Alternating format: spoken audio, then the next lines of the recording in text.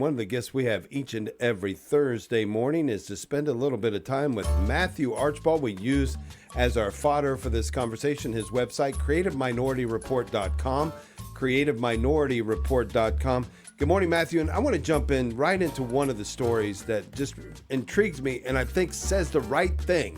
Amnesty International labels bishops anti-rights.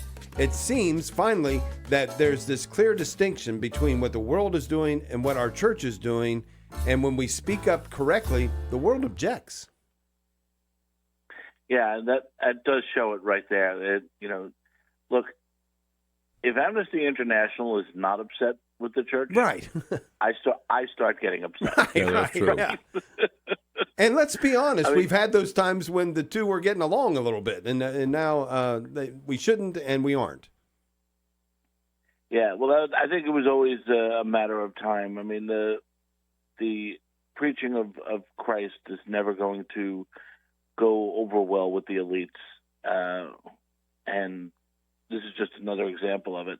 And thank goodness that the church, because a lot of the church did go through a time where we were trying to navigate all the new rules here. You know what I mean? So you do love to see that the church and the priests and the bishops and just the lay faithful speaking out again. And I feel like that is starting to happen again where, I think for a time we confused being Christian, being Catholic with being nice. And, keeping our mouth shut and not speaking up and not upsetting people. And I think a lot of folks are seeing that that's not always the best case. In fact, Christ himself said, he turned tables over. He said he had come to divide. So I think we have to remember that Christianity is not always being obsequious and nice. It's being kind and truthful. So I think anytime the world is upset with what the church is teaching, I feel a little bit better about where I am. Yeah, exactly. You must be doing something right? Yeah. And also, Exactly. Look, we want to be clear here. It's not that the church isn't the defender of all human rights. Of course we are. Authentic ones, not the ones that they've made up. The real defender of human rights is the church. Right, and that's the thing. Once you start having these new rights, the right not to hear hate speech, the right not, all these new rights, the new rights take the place of the old rights. They don't just crowd in there. They don't just elbow their way in. No. They take the place of free speech. They take the place of your ability to worship openly.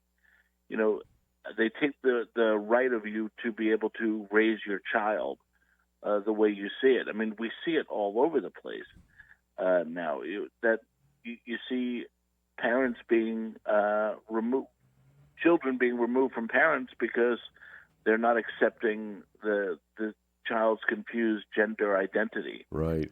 And can you even imagine that? No. That this country, that the child's confusion is a right, and your right to raise your child is somehow seen as illegal now, and you're a danger to your child.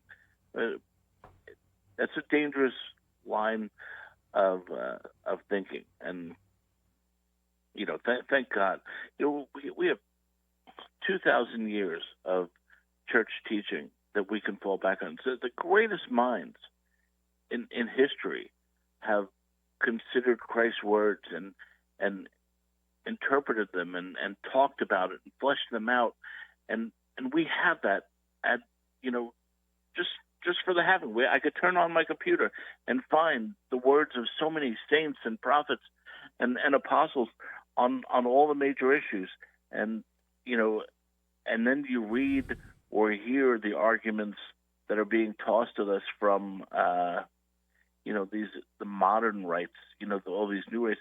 They just don't stack up. It's laughable to hear the arguments when you hear, I'm going to compare this Penn professor with Aquinas. Well, you're going to lose that one. Yeah, right. Yeah.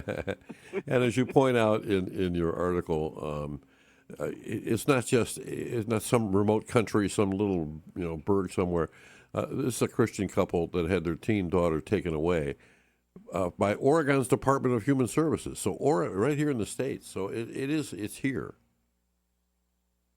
Yeah, so many times, we see this, and you think, oh, that's Canada. Oh, that's England. Yeah. But, that's Western civilization. There are a few boxcars ahead on the train, but we're still on the same track. We're catching up. A good way to put it. Yeah. We're all going the same way, except, we do see a massive change happening, but not in the elites. We haven't seen it yet with the elites. But with normal people are starting to, they're hitting that hollow app. They're going to mass. In the past 3 years, at my daily mass, I have double the number that I used to see. Mm-hmm. And other parishes are seeing far more. I have another parish near me that if I don't make it to the earlier one, I go to the later one, and they have like 100 people at wow. a daily morning mass. And and they have confessions after. It's an amazing. Something is happening. We all know that Christ is moving through Western civilization, and people are starting to wake up for so many reasons. And that's why it's our job to speak the truth. There's always this talk about meet them where they are. Yes, meet them where they are, but point them in the right direction too. Yeah. I always stay with them. I always love the saying, God loves you just the way you are. He just loves you too much to leave you that way. Come on.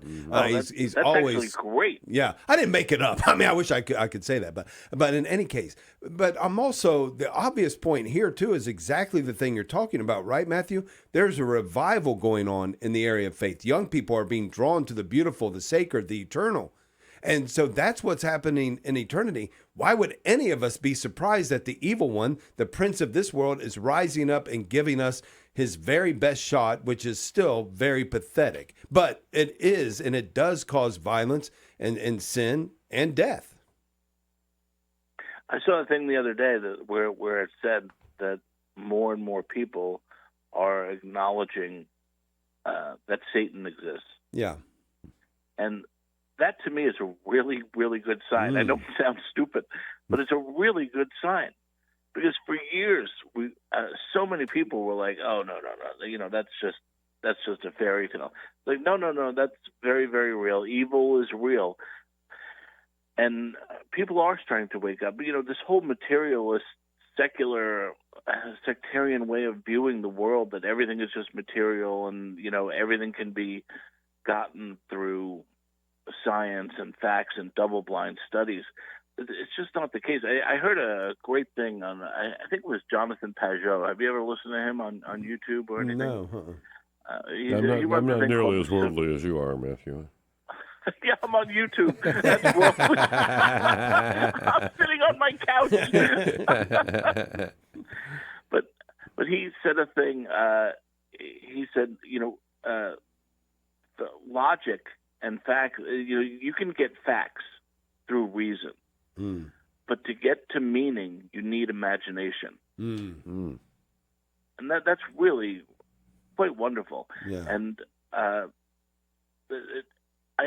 think we're done with the materialist age. I think we've seen that tide ebb backwards, and people are embracing the supernatural world.